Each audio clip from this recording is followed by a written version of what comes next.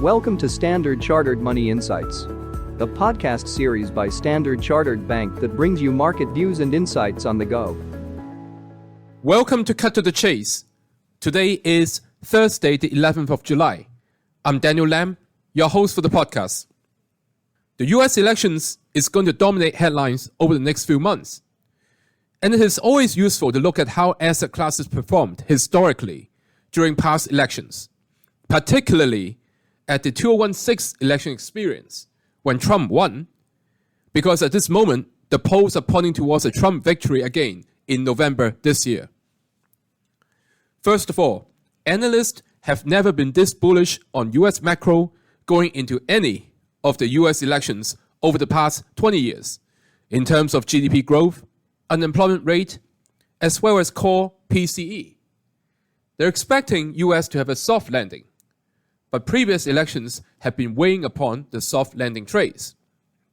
So this, together with the fact that historically investors de-risk in late September, early October, and start to rebuild longs 2 to 3 weeks after the election day, means that there is a good chance that this script is going to repeat itself this year.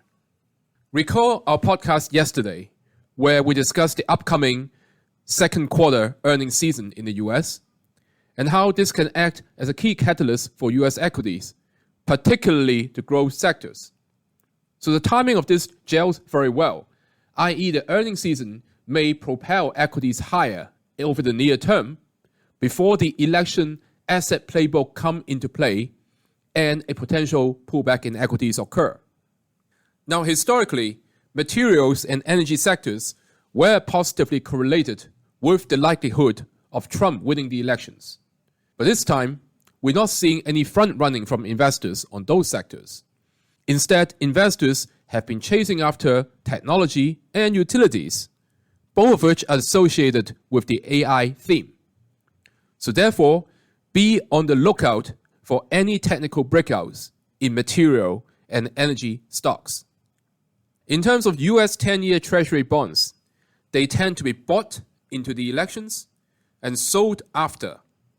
And this year, there's a good chance that we will see this happening again, especially if the Fed were to cut rates in September, which would be yield negative and bond price positive, and investors refocusing upon the ramping up of fiscal policies on a Trump victory, which would be yield positive and bond price negative. Finally, the protectionist policies that Trump is likely to implement is US dollar positive. Now, the current rebound in the euro against the dollar, as the right-wing party in France failed to obtain the majority in the parliament, provides an opportunity for investors to enter US dollar positive trades. That is all from me for today. As always, if you enjoy this podcast, please don't forget to rate and like it. Thanks for listening, and we wish you a happy day ahead. Thank you for listening to Standard Chartered Money Insights, a podcast series by Standard Chartered Bank.